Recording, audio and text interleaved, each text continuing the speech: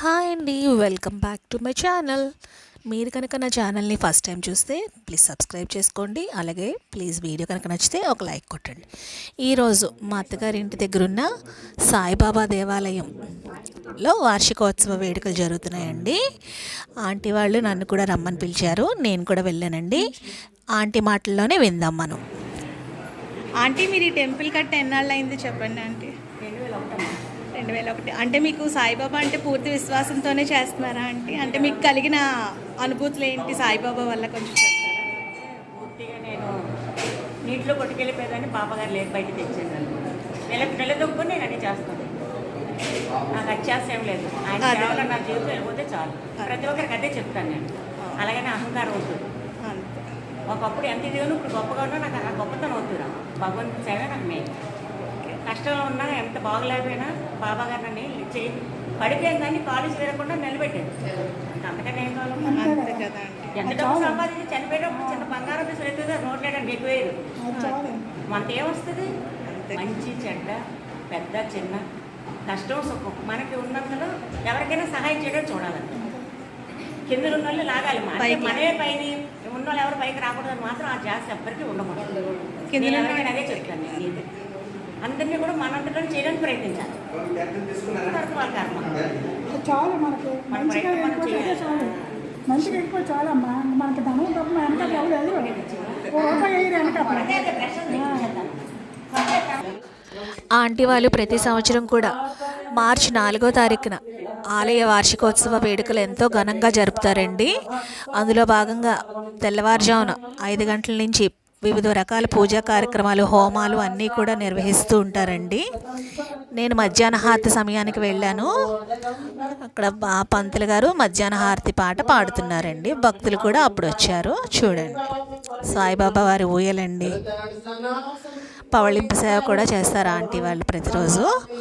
అదేవిధంగా బాబా గారి పాదుకులు వెనకాల చూసారండి, ఆ అంకుల్ గారేనండి ఈ గుడి ధర్మకర్త. అందరూ మధ్యాహ్న హారతి సమయానికి పాల్గొన్నారండి పూజా కార్యక్రమాలకి. అవన్నీ అయిన తర్వాత భోజనాలు కార్యక్రమాలండి. అందులో భాగంగా అట్టిపళ్ళు, పరవన్నం, టొమాటో రైస్, పన్నీర్ కాబుల్చిన కర్రీ, గుత్తి వంకాయ కర్రీ, ఆలుగడ్డ కూర. అంకులేనండి బాబా గుడి ధర్మకర్త. టొమాటో చట్నీ, రసం, పప్పు, టమాటా రైస్ పెట్టారండి. పక్కనే కదండి మా అమ్మవారి ఆలయం కూడా, పగడాల దుర్గమ్మ గారి ఆలయం. అక్కడికి కూడా వెళ్ళి దర్శనం చేసుకున్నానండి. చూడండి అమ్మవారిని, అలంకారవదిను. ఆవిడని చూస్తే మనసు ఎంతో ప్రశాంతం అయిపోతుందండి. ఎంత బాధలో ఉన్నా కూడా ఆవిడ చూస్తే చాలా హాయిగా అనిపిస్తుంది. కట్ చేస్తే మరుసటి రోజు మా వారికి వీక్లీ ఆఫ్ అండి. ఆయనతో కలిసి బయటకు వెళ్ళాను. తిరిగి వస్తూ సుబ్బయ్య హోటల్లో కర్రీస్ అవి తెచ్చుకుందాం కదా అని వెళ్ళాం. అలాగే అక్కడ చిన్న చిన్న క్లిప్పింగ్స్ అన్నీ తీసానండి. అది టేక్ అవే పాయింట్ అండి సుబ్బయ్య హోటల్లోని. అన్ని రకాల కూరలు, స్వీట్స్, హాట్స్, అప్పడాలు, పాపడాలు.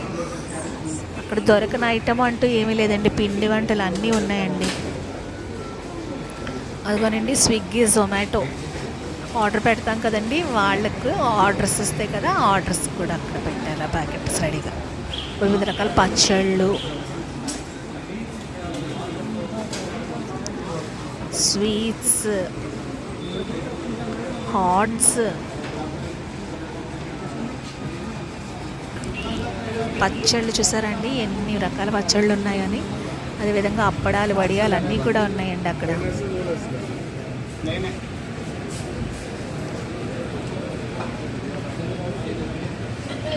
చిట్టి చిట్టి మిరప వడియాలండి.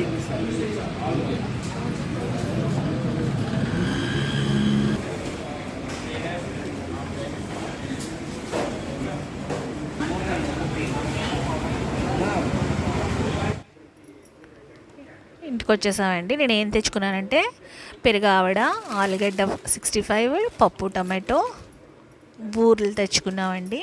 అదేవిధంగా నేతి అరిసెలు, గుత్తి వంకాయ ఫ్రై తెచ్చానండి. కర్రీస్ టేస్ట్లు అయితే పెద్ద అంత గొప్పగా ఏమి లేవండి, మామూలుగానే ఉన్నాయి. ఇంతేనండి. నా వీడియో కనుక నచ్చితే తప్పకుండా ఒక లైక్ వేయండి. Bye friends.